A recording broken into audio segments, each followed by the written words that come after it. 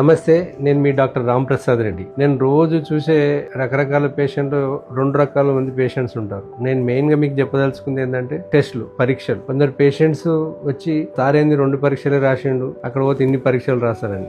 కొందరు వచ్చేసి సార్ ఇన్ని పరీక్షలు రాసేది అవసరమా లేదా అని. 2 కన్ఫ్యూజింగ్ సెట్ ఆఫ్ పేషెంట్స్. ఒకరేమో డాక్టర్ని కన్ఫ్యూజ్ చేస్తారు, ఒకరేమో కన్ఫ్యూజ్డ్ స్టేట్ లో వస్తారు. నేను చెప్పదలుచుకుంది ఏంటంటే ఒకప్పుడు ఇన్ని పరీక్షలు లేవు, ఇన్ని టెస్టులు లేవు, ఇన్ని మెషిన్స్ లేవు. ఇప్పుడు ఈ సైంటిఫిక్ గా మనం ఎదిగిన కదా, అన్ని పరీక్షలు రాసుకుంటూ పోతే వాళ్ళు ఇన్ని టెస్టులు ఒక బ్యాగ్ పట్టుకొని వస్తూ ఉంటారు. అన్ని అవసరం లేదు. ఫస్ట్ మెడిసిన్ లో పేషెంట్ రాగానే ఏం ప్రాబ్లం ఉంది ప్రాపర్ గా హిస్టరీ తీసుకొని పేషెంట్ ఎగ్జామిన్ చేసి వాటికి ఇంకేమన్నా అడిషనల్ ఇన్ఫర్మేషన్ కావాలంటే దానికి సంబంధించిన పరీక్షలు రాయడం అనేది అది ఎప్పటి నుంచో స్టాండర్డ్ టెక్స్ట్ బుక్స్ లో ఉంది. మేము చదువుకున్నప్పుడు అదే నేర్పించారు. సో నేను చెప్పదలుచుకుంది ఏంటంటే మీరు హాస్పిటల్కి వచ్చినప్పుడు ఏది రాయాలి ఏది రాయొద్దు అనేది డాక్టర్ తెలుసు. ఫస్ట్ పేషెంట్ హిస్టరీ తీసుకున్న తర్వాత, పేషెంట్ ను అంతా ఎగ్జామిన్ చేసిన తర్వాత వాటికి సంబంధించిన ఇన్వెస్టిగేషన్స్ వరకే చేసుకొని దాని ప్రకారం ట్రీట్మెంట్ తీసుకుంటే డబ్బులు తక్కువ అవుతాయి, సరైన వైద్యం అందుతుంది, పేషెంట్ కూడా హ్యాపీగా వెళ్ళిపోతాడు. ఏదో అవసరం లేని టెస్ట్ రాసి మళ్ళీ కన్ఫ్యూజ్ చేయడం, ఇది పెరిగింది, ఇది తగ్గింది, ఇది పెరిగింది, అది తగ్గింది అని